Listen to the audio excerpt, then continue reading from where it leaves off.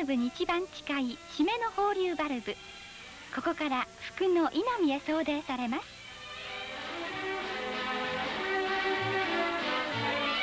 未来の夢を託して黙々として流れる土、灌漑用に利用されてきた用水が今この土地の人たちの手によって全く新しいアイデアによって生き返ったのです。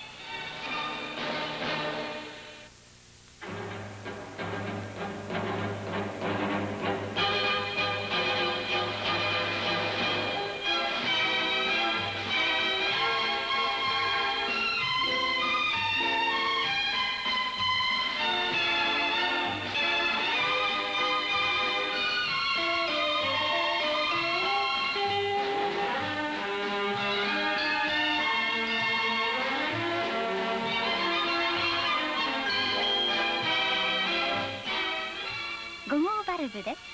5号バルブは庄川町の一部と砺波市の灌漑用に使われました。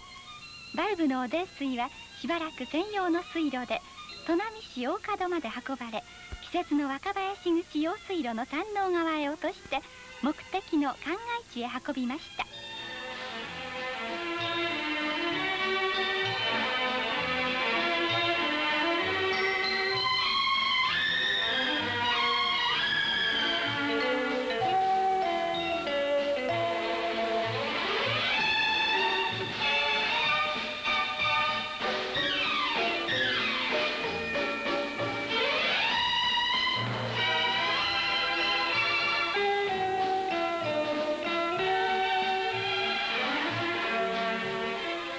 こうしてほとんどの用水が汚泥を流す間、真水の方は仮設管を使って並行して供給を続けました。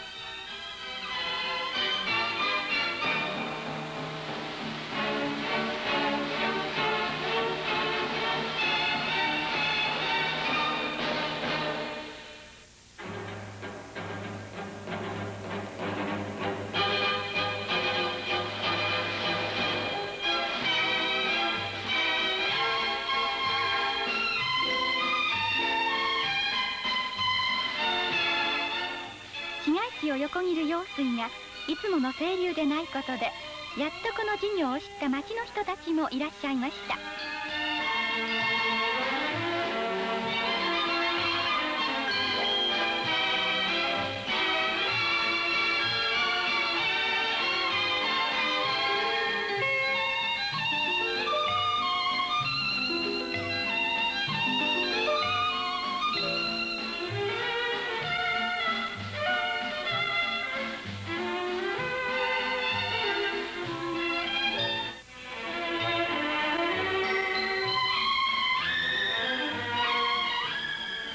幹線用水路から高い水路へは水中ポンプを利用して組み上げたり、トラクターポンプが使用されました。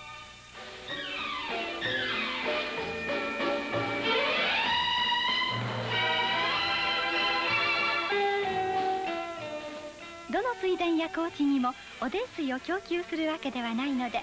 こうして送電する場所も多く、希望するところまではどんな末端でも確実に送り込まれました。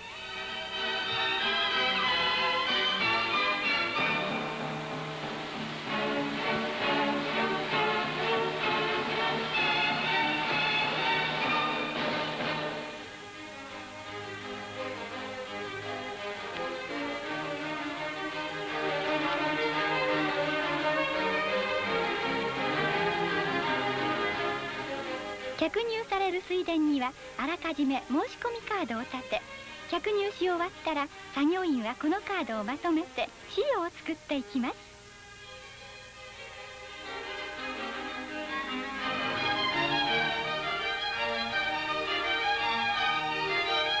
カードが抜き取られ、赤祖父の山を溶かして運ばれた泥土はやっと目的の水田に客入されました。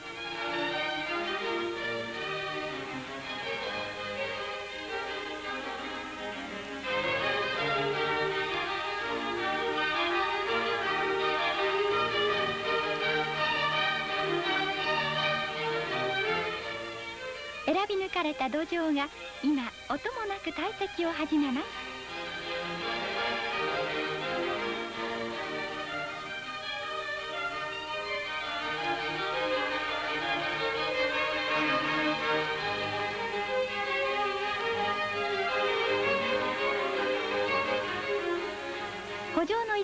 にはパーシャルが置かれて着入量が測定されます。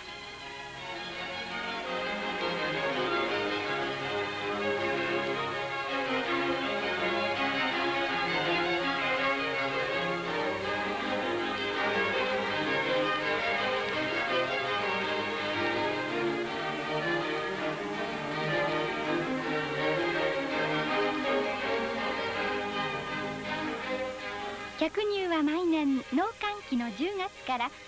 月までしかできないので、作業は交代24時間休みなく続きます。昼はほとんど婦人の手で行われました。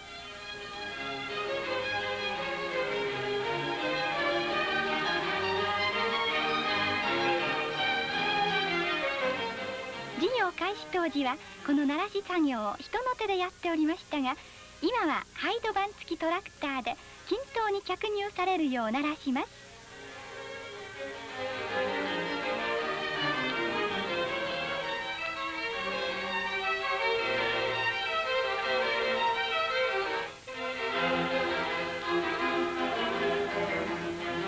赤祖父の山では近づく冬を前にして工事は急ピッチに進められています。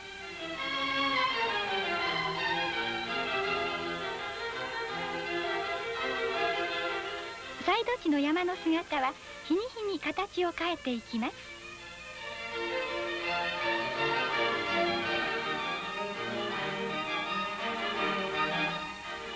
ブルドーザーで掘削される土の中には石や岩が多いので取り除かれてハイド場へ運ばれます。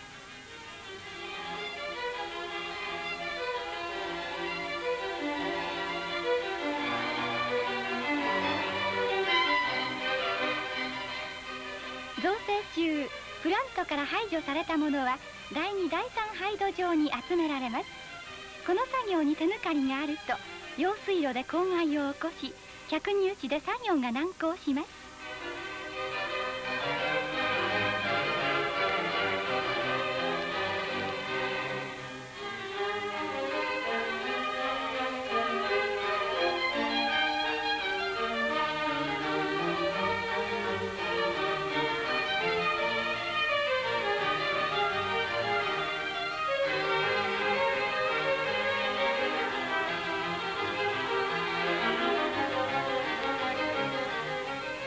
汚泥水が他に流れ出ないように処理するために公害防止用のスラリーポンプ場があります。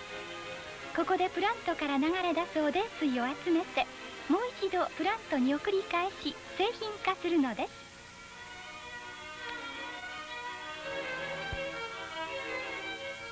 流れ出る汚泥水は沈殿池に集め、水は用水に流します。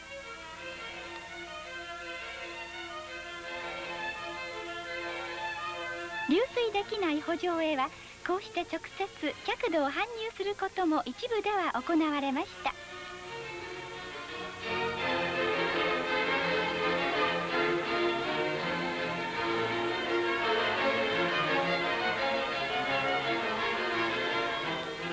作業開始以来、赤祖父の作業現場へ理事長の視察を迎えます。工事の苦労がねぎらわれます。一望する工事現場にはもう冬の気配が忍び寄ります。着入現場で使用されています移動バンガローです。このバンガローには特定機械や事務書類も収められ、ストーブまでも設備されています。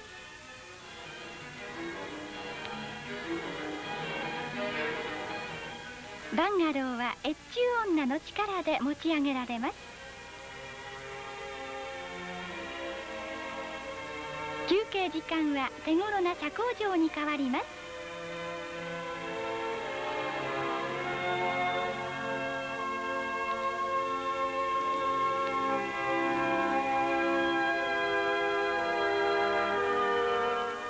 着入状況はトランシーバーを使って連絡されます。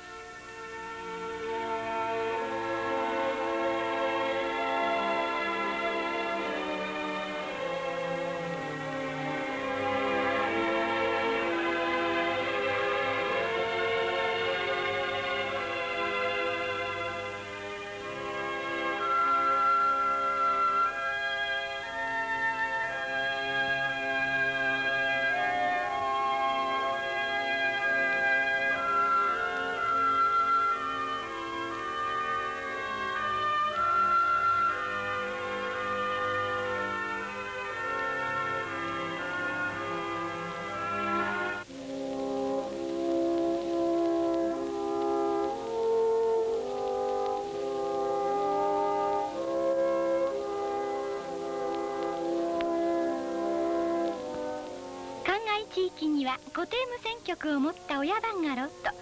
その傘下に3、4台の末端バンガローがあり、おでの流量や度量の様子をそれぞれ連絡できるようになっています。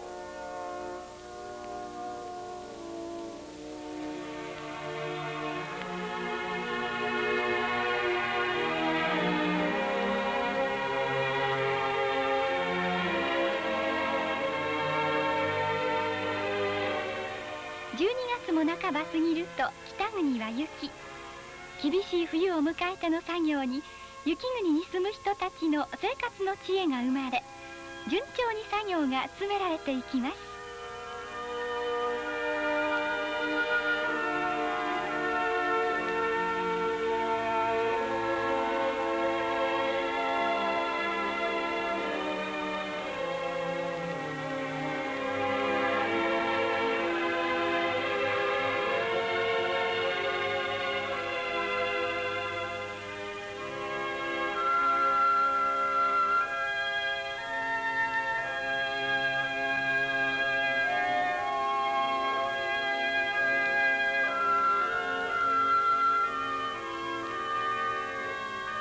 いつもの冬なら枯れ上がってしまう水路に、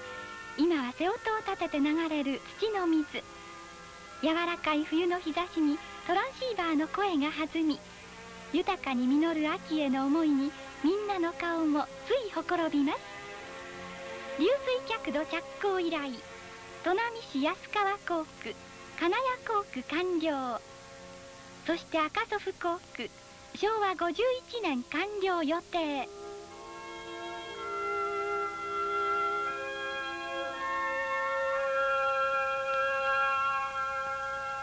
より豊かな郷土づくりを目指して、